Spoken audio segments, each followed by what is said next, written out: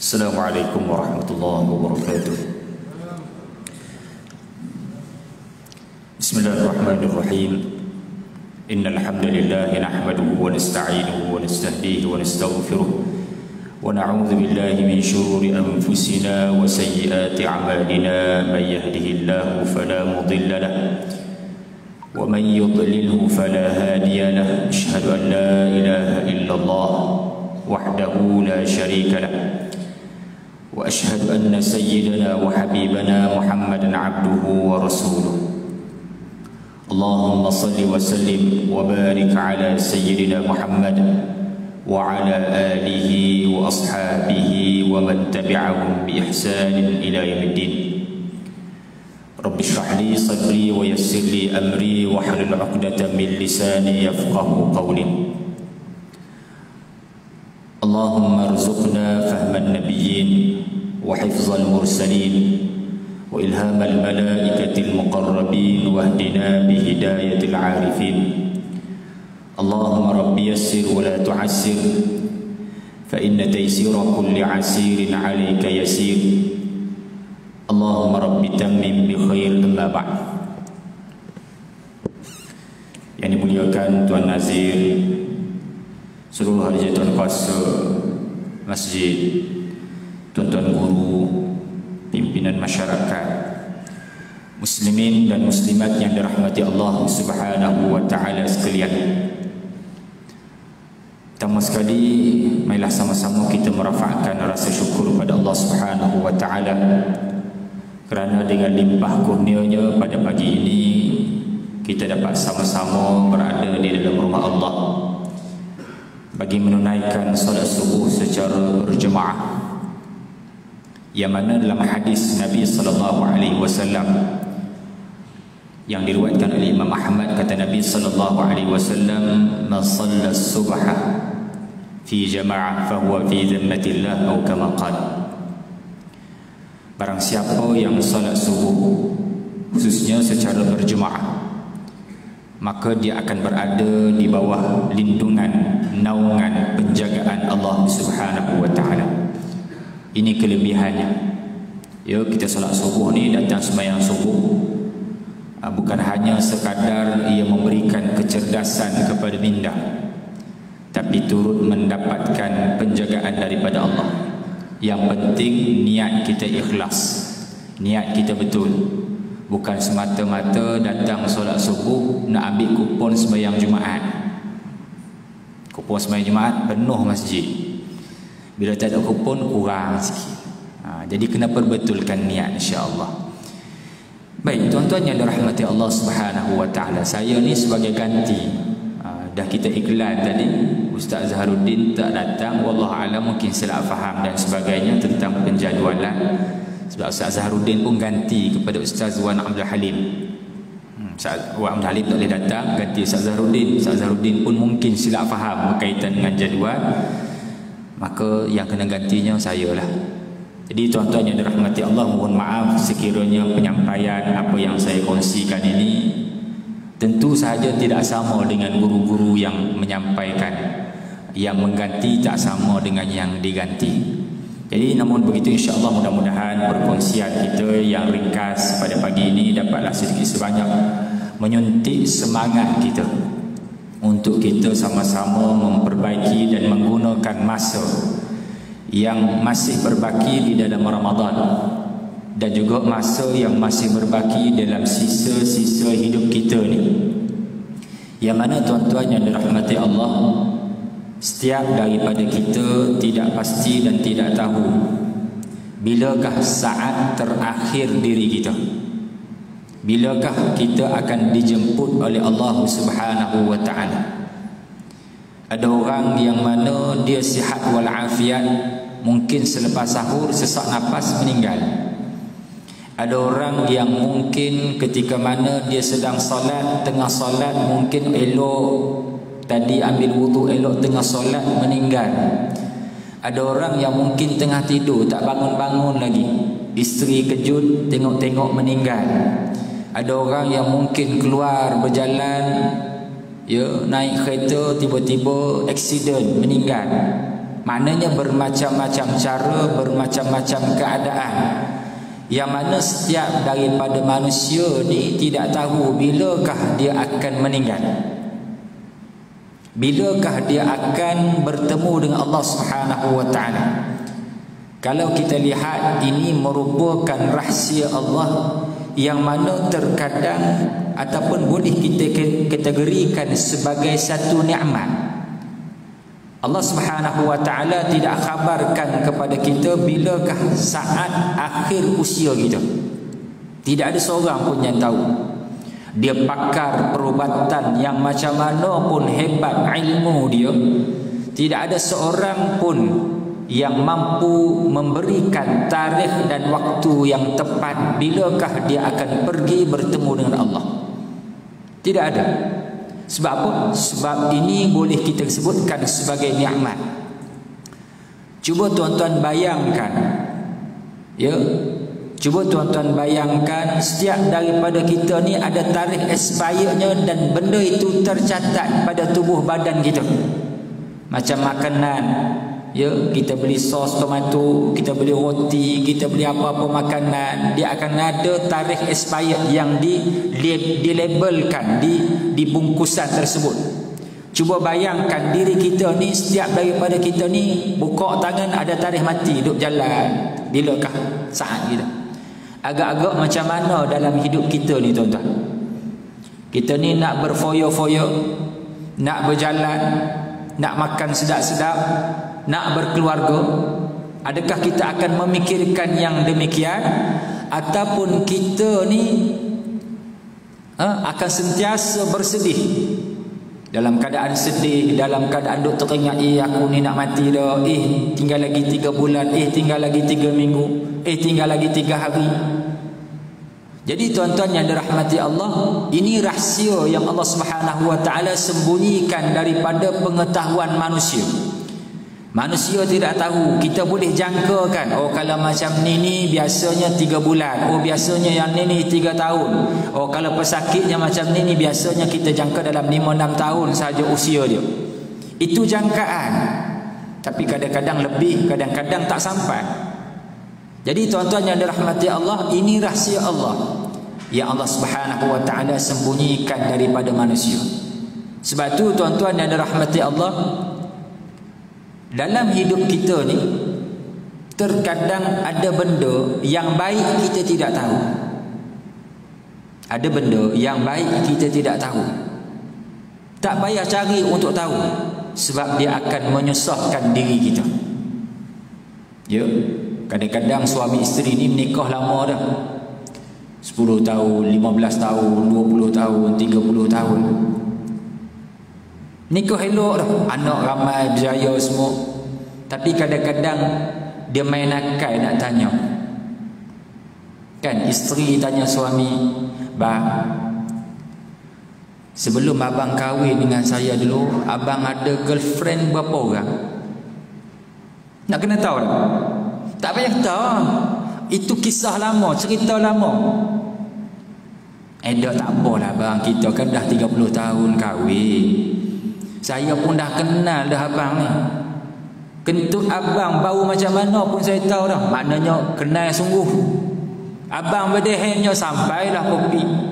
Abang berdehem nak apa, saya dah tahu dah perangai abang. Abang suka baju warna apa, pakaian yang macam mana, saya tahu semua dah. Cuma saya nak tahu dululah. Kan kita ni kan disatukan oleh ibu bapa. Sebelum abang kahwin dengan saya ni, abang ada girlfriend berapa orang? Agak-agak kalau tahu dah ni seronok dah tuan-tuan. Kita yang nak bagi tahu pun tak gikan. Dah tak apa bang, abang bagi tahu je, saya tak kecil hati. Oh dulu abang ada lah. Kata kalau dibilang dengan jari ni tak cukup. Oh ramai bang kan. Agak-agak isteri tadi rasa macam mana? Ish, laki aku ni pelik kan, boya rupanya. 10 orang lebih pula tu. Saya ni maknanya nombor berapa? Abang tak ingat ayah nombor berapa. Tapi tak apalah kot noh. Tak apa. Mula-mula tak apa, tapi lama-lama dia rasa macam benda tu membekas dalam diri dia. Sebab apa? Sebab benda tu dia tahu. Kan elok kalau benda tu tak tahu. Jadi tuan-tuan, itu ibarat dan gambaran tentang kematian. Tarikh mati Allah Subhanahu wa taala rahsiakan daripada kita. Kita tidak tahu bila. Oleh kerana itu Allah Subhanahu wa taala sebut di dalam Al-Quran, Alladhi khalaqal mauta wal hayata liyabluwakum ayyukum ahsanu amala.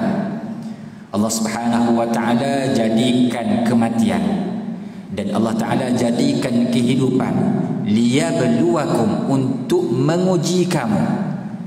Ayyukum, siapakah di antara kamu ahsanu amala, yang baik amalannya.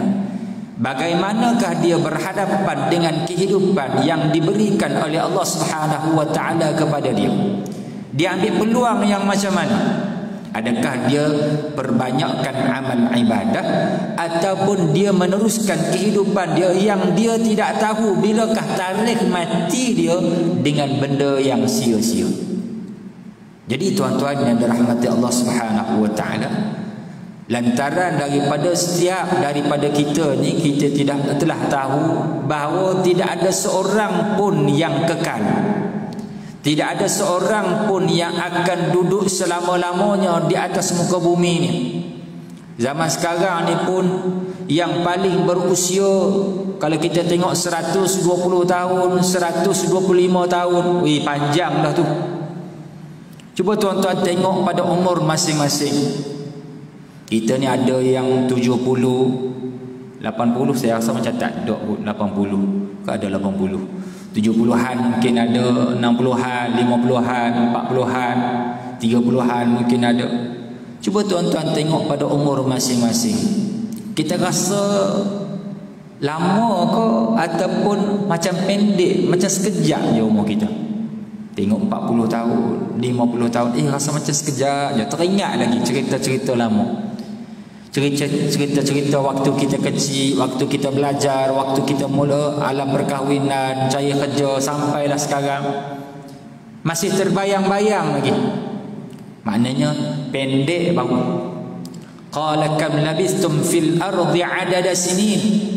Semalam kita baca dalam salat tarawih surah Al-Mu'minun, Allah Ta'ala tanya, kam labistum fil ardi adada sinin, berapa lama yang kamu hidup di dunia ni? Qalu labisna yawman aw ba'da yawmin fas'alil 'adin. Kami rasa kami hidup di dunia ni sekejap, mungkin sehari dua je kot. Qalu labisna yawman aw ba'da yawmin fas'alil 'adin.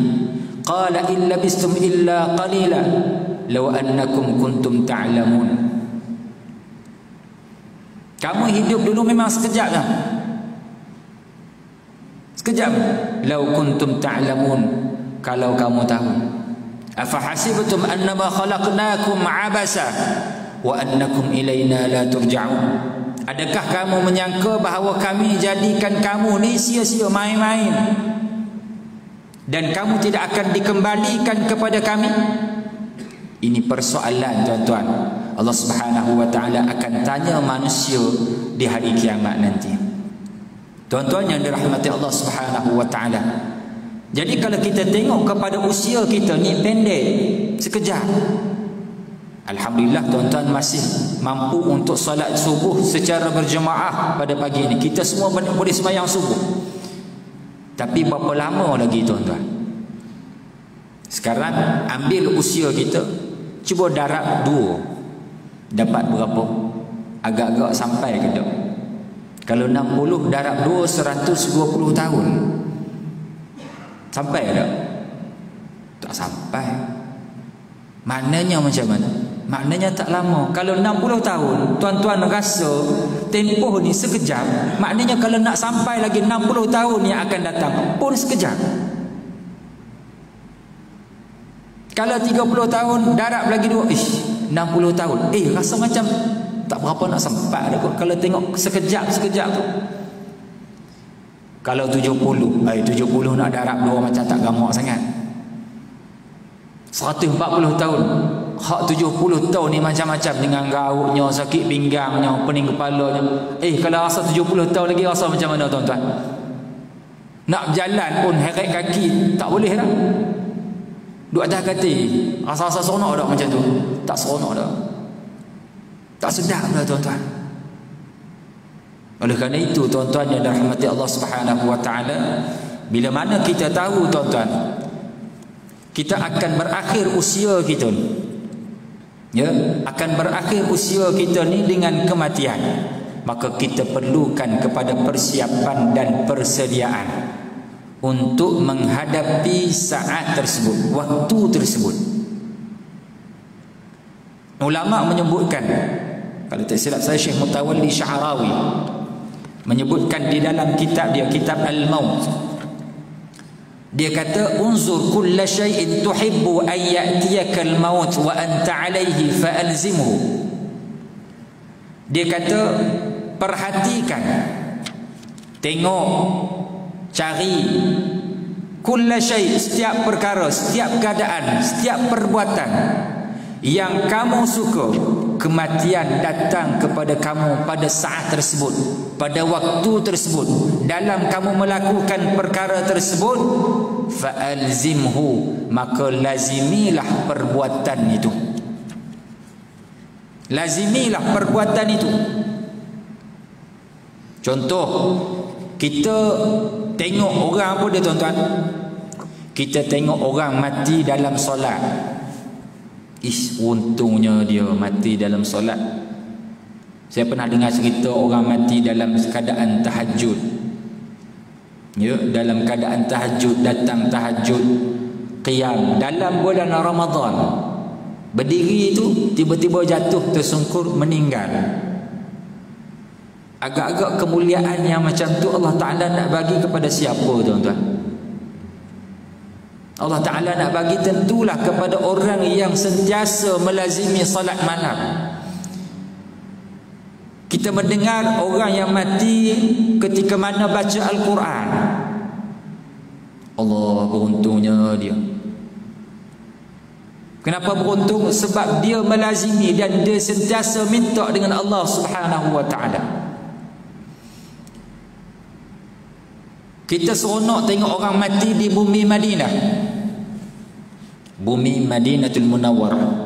Ini kelebihan yang disebutkan oleh Nabi sallallahu alaihi wasallam. Man istata'a minkum an yamuta bil Madinah falyaf'al. Barang siapa di antara kamu yang mampu untuk mati di Madinah, falyaf'al, maka lakukanlah. Lakukanlah bukan sampai Madinah terjun hotel dah. Dah Nabi suruhkan untuk mati di Madinah dah, bukan macam tu. Maknanya Nabi suruh sentiasa doa dan lazimi untuk mati di Madinah. Ini perbuatan para sahabat dulu. Para sahabat khususnya Sayyidina Umar Al-Khattab radhiyallahu anhu. Dia berdoa pada Allah Subhanahu wa taala. Dia minta pada Allah, Allahumma rzuqni syahadata fi sabilik wa fi baladi nabiyyik wa fi baladi rasulik. Sayyidina Umar Al-Khattab berdoa pada Allah, ya Allah, ya Tuhan, rezekikanlah aku ni syahadata fi sabilik, mati di jalanmu ya Allah. Umar Al-Khattab, dan di bumi Madinah Al-Munawwarah. Tuan-tuan, ni doa Umar rasa-rasa pelik tak tuan-tuan? Nak mati di Madinah dalam keadaan mati fi sabilillah, makna gugur syahid. Umar Al-Khattab ketika itu sudah menjadi Amirul Mukminin, pemerintah Islam, kerajaan Islam dah luas. Agak-agak nak sampai ke musuh di Madinah ni, nak berlaku perang ke di bumi Madinah ni. Kan pelik tu doa Umar. Tapi dah tak pelik pun dengan doa Umar. Sebab Umar mati ketika mana dia sedang salat, dibunuh ketika mana dia sedang salat. Syahadat fi sabili. Di mana? Ketika mana dia mengimamkan salat, dia dibunuh di bumi Madinah Al-Munawwarah. Dia dapat tuan-tuan. Dia minta. Ni kadang-kadang kita tuan-tuan bawa dah jemaah duduk Madinah dah. Saya kadang-kadang bawa jemaah, tuan-tuan, kita sekarang berada di perkuburan Baqi'. Kan Baqi' di tepi tu. Jadi kita baca tentang kelebihan fadilah mati di Madinah. Jadi tuan-tuan, nak tak kita sama-sama berdoa supaya kita ni mati di Madinah? Kita duduk Madinah ni, jom kita doa bagi mati nak. Tak apalah Ustaz, lain kali nak balik dulu Ustaz, kurma banyak ni beli, jubah lagi dengan biji tasbih lagi, kayu sugi, siapa nak balik ni Ustaz? Peringat dekat kurma jubah dia lagi. Tuan-tuan yang dirahmati Allah Subhanahu wa taala, maknanya kita ni nak doa mati takut tuan-tuan. Sebab apa? Sebab tidak ada persiapan dan persediaan.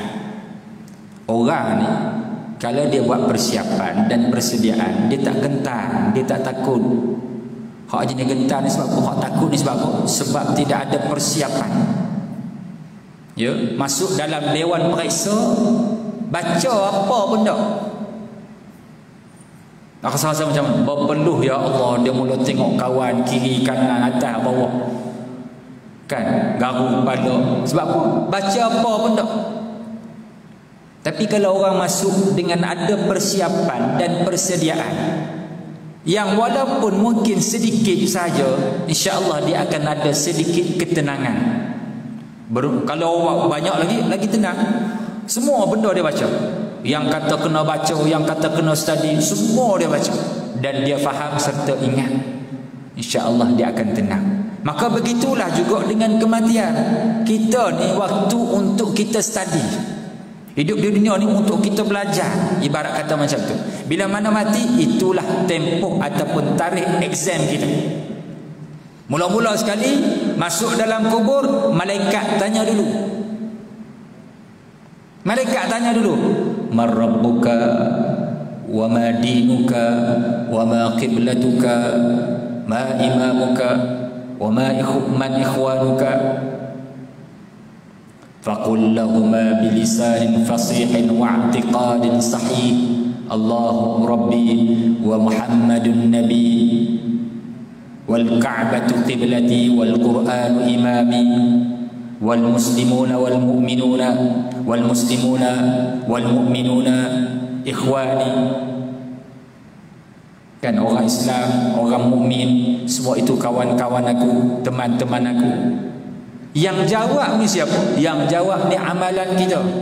Soalan dah Nabi bagi dah, soalan bocor. Jawapan pun ada, jawapan yang bocor. Tapi yang jawabnya bukan mulut kita ni. Yang jawabnya ialah berdasarkan amalan kita. Oleh kerana itu tuan-tuan yang dirahmati Allah Subhanahu wa taala, di kesempatan penghujung Ramadan ini, kita sudah ada di hampir ke penghujung Ramadan. Jadi marilah sama-sama kita memerhatikan apakah persiapan yang sewajarnya untuk kita lakukan. Yang pertama ialah perbanyakkan taubat dan istighfar pada Allah. Dalam bulan Ramadan ini Nabi SAW ajar kita doa yang mesti kita sentiasa baca. Apa dia? Allahumma innaka afuun tuhibbul afwa fa'fu anna. Fa'fu anni ataupun fa'fu anna. Ya Allah, ya Tuhan, innaka afu, sesungguhnya engkau ni Tuhan yang maha pemaaf, pengampun. Tuhibbul afwa, dan suka memberikan pengampunan dan kemaafan. Fa'fu anni, maka maafkanlah aku. Dia kata bulan selain Ramadan pun kita minta, tak apalah. Cuma tuan-tuan, dalam minta ampun ni dia ada dua. Dalam semayang kita minta tuan-tuan, Rabbighfirli, kan, ghufran, Allahumma ighfir lana wa liwalidina ataupun waliwalidaina, ya Allah ya Tuhan kami, ampunkanlah kami. perkataan ghufrun atau ghufrun dan juga afun ni dia ada sedikit perbezaan. Ghufrun apa dia? Ghufrun ialah pengampunan untuk dosa yang kita lakukan, tetapi dia masih ada dalam catatan. Ada dalam catatan. Ibarat kita tulis lah, tulis silap, nak padam tak boleh, kita pun garis, ternam garis kan. Garis tu ada lagi dalam catatan, cuma tak kira. Ghufrun. Afun apa dia? Afun ni padam terus, tak ada langsung tercatat. Kalau tulis dengan pensel padam, itu dipanggil al-'afw. Jadi tuan-tuan yang dirahmati Allah, dalam bulan Ramadan kita minta keampunan daripada Allah, minta afun, minta padam terus setiap kesalahan kita. Tuan-tuan yang dirahmati Allah Subhanahu wa taala, kelebihan orang yang sentiasa meminta ampun pada Allah Subhanahu wa taala ni sangat besar. Kata Nabi sallallahu alaihi wasallam, "Tuba liman wajada fi sahifatihi istighfaran katsira." Sangat beruntung bagi orang-orang yang mendapati dalam buku catatan amalnya itu banyak istighfar, banyak minta ampun pada Allah. Kita kadang-kadang bawa kereta berjalan, astagfirullah, astagfirullah, astagfirullah. Kan berjalan seorang tak bersembang dengan orang tu, astagfirullah. Boleh tak? Boleh. Beruntung orang ni. Sebab apa? Banyak istighfar yang tercatat dalam buku catatan amal dia. Kita berapa kali sehari minta ampun pada Allah? Berapa kali sehari agak-agak tuan-tuan? Sebab apa kita tidak minta ampun? Sebab terkadang kita ni, yang pertama mungkin kita memandang dosa itu ringan. Aku bukan berzina pun, aku bukan itu pun, adalah salah tu, salah sikit sebanyak, dosa kecil je kot. Oleh kerana kita memandang itu merupakan dosa kecil, tanpa kita memandang kepada siapa yang kita berdosa. Kita kan pandang dosa kecil, tapi kita tak pandang kepada siapa kita berdosa. Sepatutnya kita pandang kepada siapakah kita berdosa, kita lakukan dosa tersebut. Barulah kita rasa nak sentiasa minta ampun, nak sentiasa kita minta maaf. Kalau kita pandang Allah Ta'ala itu Tuhan kita, kekasih kita, yang selayaknya untuk kita sentiasa dekat dengan dia, apa sahaja kesalahan yang kita lakukan, kita akan rasa besar. Ibu dan ayah kita, kalau kita buat salah, kita akan rasa macam mana? Walaupun kecil, walaupun benda tu kita rasa ringan, walaupun kita rasa macam benda tu tak ada apa pun.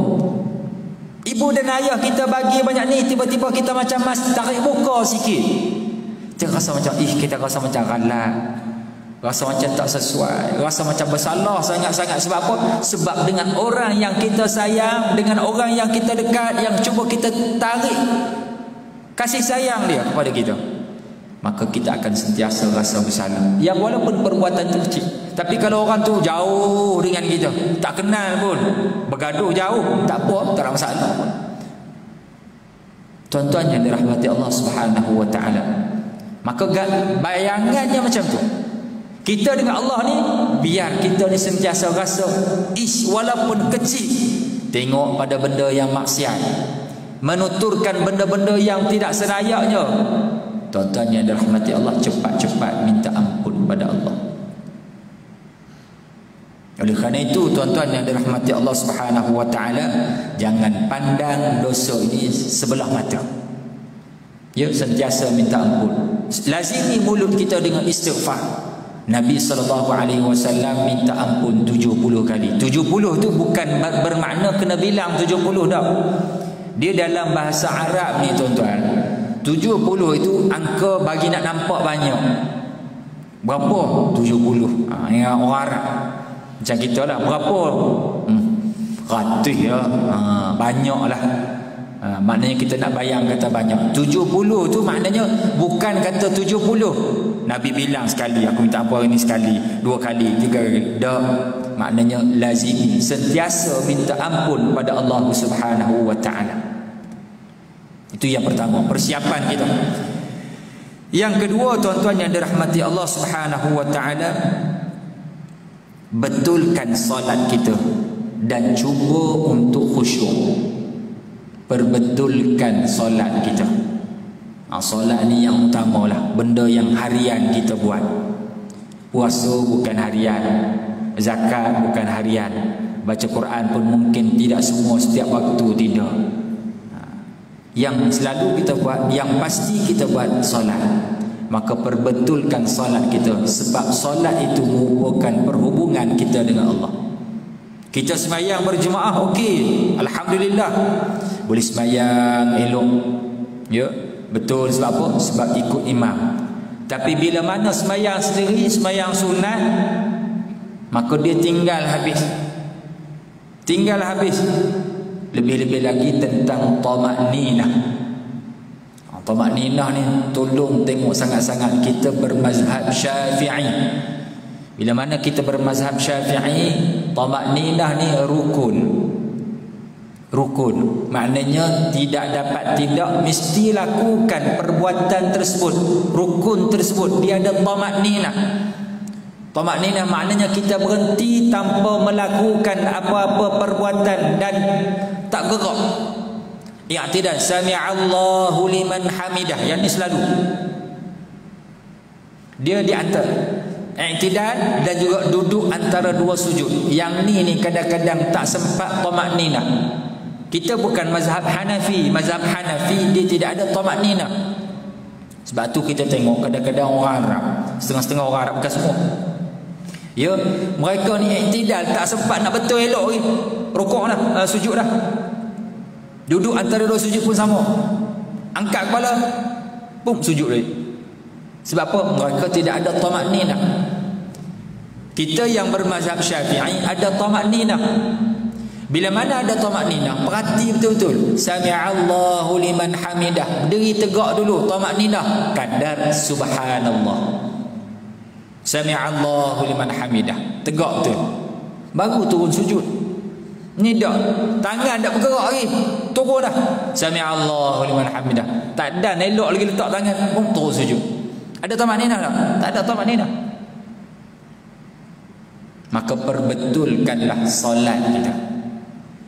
Bukan hanya betul dari sudut perbuatan, tapi perbetulkan juga dari sudut hati kita, khusyuk kita dalam solat. Ya, kalau dalam solat tersebut kita masih terbayang macam-macam,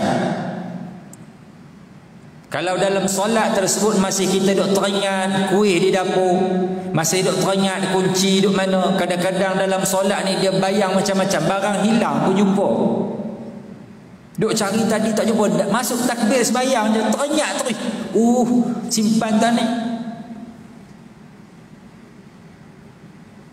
Ya, kadang-kadang dalam solat tadi baca kedok Fatihah, biasa laku tak? Biasa. Khusyuk dah tu. Kalau khusyuk tuan-tuan, kita baca Fatihah ni maknanya apa dah? Kita perhati, kita teringat. Tapi bila duk main tiap-tiap rakaat duk baca kedok, maknanya hati kita melayang jauh sangat. Perbetulkan, perbaiki solat kita untuk kita berhadapan dengan Allah Subhanahu wa taala. Awwalu ma yuhasabu bihi al-'abdu yaumil qiyamah as-salah. Perkara pertama yang dihisab seseorang hamba itu ialah berkaitan dengan solatnya. Solat lepas, insya-Allah tuan-tuan, dia akan berpindah pada yang kedua. Kalau solat pun fail, tak payah tanya yang lain. Baik. Kemudian tuan-tuan yang dirahmati Allah Subhanahu wa taala, kita ringkaslah tuan-tuan. Kita ringkas lagi, panjang sangat. Yang ketiga, selesaikanlah semua hutang dan tanggungan yang wajib ke atas diri kita. Kalau ada hutang, selesaikanlah. Kalau ada nafkah yang tertunggak, Nafkah yang tertunggak, nafkah yang wajib. Nafkah yang wajib ni tuan-tuan, dia ada nafkah kepada diri kita, ada nafkah kepada tanggungan kita. Nafkah kepada tanggungan ni siapa? Ya, isteri kita, anak kita. Ya, kalau ibu bapa kita miskin, fakir miskin, dia tidak mampu bekerja dan kita ada lebihan, maka wajib untuk kita nafkahkan kepada ibu dan bapa kita pula. Tapi kalau mereka kaya kan, ataupun kita ni tanggungan kita pun tak lepas, wajib tak? Tak wajib. Ayat ni kena perbetulkan persepsi. Saya rasa saya dah pernah sebut di sini dulu berkaitan dengan masalah nafkah. Tuan-tuan boleh tengok dalam kitab Fiqh Manhaji Babun Nafaqat, perkara yang berkaitan dengan nafkah. Kesilapan faham dalam masyarakat kita ni, bila mana dia berkahwin dia kata, ish, kita kahwin kena bagi, wajib bagi nafkah kepada ibu bapa. Kena tengok betul-betul wajib tu bila, mana yang lebih utama, isteri ke ibu kita dalam bab nafkah. Yang ni silap faham dalam masyarakat. Silap fahamnya macam mana? Silap fahamnya ialah dia kata, oh kena utamakan mak lah. Utamakan mak. Sebab apa utamakan mak? Sebab mak yang melahirkan kita, ibu yang melahirkan kita, yang jaga kita sejak kecil. Isteri ni boleh cari lain. Senang sembang, senang cakap. Dia bukan isu macam tu. Bab ibu menjaga, okey, itu dia jaga. Tanggungjawab kita apa dia? Yang tak putus sampai bila-bila, berbakti kepada dia, taat kepada dia selagi mana tidak melanggar batasan syarak, maka itu tetap wajib. Yang wajib mengikut keadaan ialah berkaitan dengan nafkah. Isteri dia kaya ke, dia miskin ke, selagi mana dia bergelar isteri kita dan patuh taat kepada kita, wajib nafkah. Dia kaya pada kita, gaji puluh-puluh ribu, kita ni 2,500. 2,500 yang gaji kita ni, nak tanggung isteri gaji 40,000 contoh. Wajib dan nafkah? Wajib nafkah. Tetap wajib nafkah. Sediakan tempat tinggal, makan minum, pakaian. Ibu kita ni tengok keadaan. Kalau kita dengan isteri kita, tanggungan kita lepas, kemudian ibu kita ni susah dan kita ada lebihan, tanggungan kita lebihan, ada lebih boleh kita bagi, maka ketika itu wajib untuk kita bagi. Tetapi kalau kita pun makan cukup-cukup, nak bayar bil cukup-cukup, itu saja yang ada, ataupun tak cukup, ibu kita susah, maka nak macam mana? Kita yang tanggungan ni pun tak lepas. Jadi tuan-tuan yang dirahmati Allah Subhanahu wa taala, maka perhatikan berkaitan dengan nafkah, perhatikan berkaitan dengan hutang piutang, perhatikan tentang pembahagian harta pusaka. Jangan sampai rebut kita ni mengambil hak-hak orang lain. Maknanya kembalikan hak yang ada, yang wajib untuk kita serahkan. Tuan-tuan yang dirahmati Allah Subhanahu wa taala, berlaku dalam masyarakat tentang pembahagian harta pusaka ni cukup banyak masalah.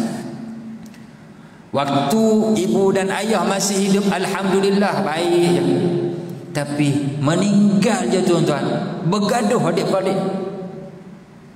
Sampai kepada peringkat ada yang datang mengadu, Ustaz, saya ni nak mengadu macam mana Ustaz?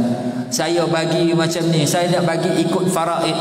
Oh tak berkenan, tak suka, nak bagi macam ni, tak boleh, kami nak macam ni, kami nak macam ni. Sampai bermusuhan. Adik-beradik tak ramai dah, bergaduh tuan-tuan, berebut harta pusaka. Nak ni tanah, hak ni ada tanah sawit, berebut tanah sawit. Hak ni ada tanah getah, berebut tanah getah. Hak ni ada tanah padi, sawah padi, berebut tanah sawah padi. Berebut macam-macam tuan-tuan. Rebut tanah je kita ni.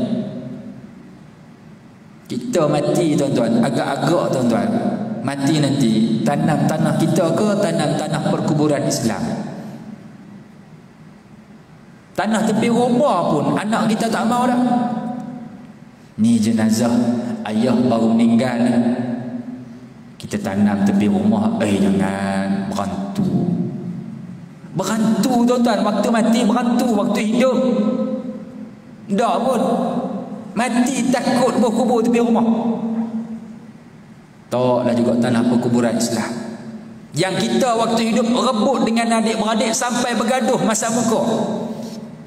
Nak boleh ke tanah tersebut. Mati tak tanam pun kat tanah yang kita rebut. Jadi tuan-tuan yang dirahmati Allah Subhanahu wa taala, yang pertama saya sebut perbanyakkan istighfar. Yang kedua ialah perbaiki solat kita. Yang ketiga yang saya sebut hari ini, kembalikan hak-hak, hutang, nafkah dan sebagainya. Yang ada atas diri kita yang wajib kita kembalikan, kembalikanlah tuan-tuan. Kemudian yang seterusnya, perbanyakkan sedekah jariah. Sebab apa? Sebab kita tahu tuan-tuan, kita nak berkongsi ilmu mungkin tak banyak, tak berani nak berkongsi, nak cerita orang kebaikan. Kadang-kadang kita malu nak sebut. Ada anak soleh, boleh jadi kita ada, boleh jadi bila mana kita mati dia pun tak ingat kat kita dah. Anak-anak yang ada. Tinggal lagi sedekah jariah. Apa sedekah jariah? Sedekah yang mana pahalanya berjalan. Berjalan tu bukan kata start kita mati dah. Waktu kita bagi sedekah jariah tersebut dah berjalan dah. Dah berjalan dah. Ni pencen mati kita. Kita kerja 30 tahun nak dapat pencen penuh, nak dapat pencen sepenuhnya. Kerja lama tuan-tuan, sanggup sebab apa? Sebab nak dapat pencen penuh.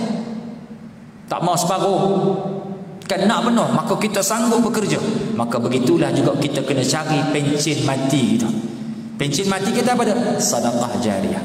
Bulan puasa ni cukup banyak tuan-tuan sedekah jariah. Dalam TV iklan, di masjid surau pun iklan, dalam radio pun iklan, kok WhatsApp masuk ni, kumpulan ni, sekolah ni, masjid ni nak buat. Itu sedekah jariah, sedekah yang sentiasa berjalan. Ada orang nak wakaf, nak buat pusat pengajian, nak tambun tanah. Tuan-tuan, tanah ni orang tak korek dah. Nak tambun tanah, kita tuan-tuan berebut beli lot. Banyak ni, banyak RM100, ada RM50 satu lot. Kan nak tambun tanah. Maka tuan-tuan, usahakanlah untuk dapatkan peluang ini. Selagi mana ada orang belajar di situ, selagi mana orang ada menggunakan, ambil manfaat daripada benda itu, yang kita berikan hasil daripada sumbangan kita, pahala duk berjalan. Maka akhirat nanti baru kita tengok, dulu pahala satu lot tanah yang telah aku wakafkan. Dulu ada projek di masjid, contohnya apa dah? Kapet, contoh kan, kapet aku dah bagi banyak ni, alhamdulillah, pahala dah berjalan. Sebab apa dah berjalan? Sebab masih ada manusia yang gunakan daripada benda tersebut. Tuan-tuan yang dirahmati Allah. Jadi 4 perkara yang boleh saya kongsikan pada pagi ini. Ada lagi tuan-tuan, panjang nanti insya-Allah kita sambung lagi. Disambung lagi di masa-masa yang akan datang. Kalau ustaz tak datang, kalau ada peluang lagi, insya-Allah kita cuba berkongsi lagi. Setakat mana yang mampulah. Kan pagi ni pun bidan terjun. Bidan terjun ni macam ni lah, tanpa persiapan yang rapi. Mudah-mudahan apa yang kita kongsikan pada pagi ini mendapat sedikit sebanyak manfaat kepada kita, untuk sama-sama kita melakukan persiapan dan persiadaan yang rapi insya-Allah. Mohon maaf sekiranya ada kekurangan sepanjang perkongsian ini. Aqul qawli hadza wa astaghfirullahal azim li wa lakum. Wassalamualaikum warahmatullahi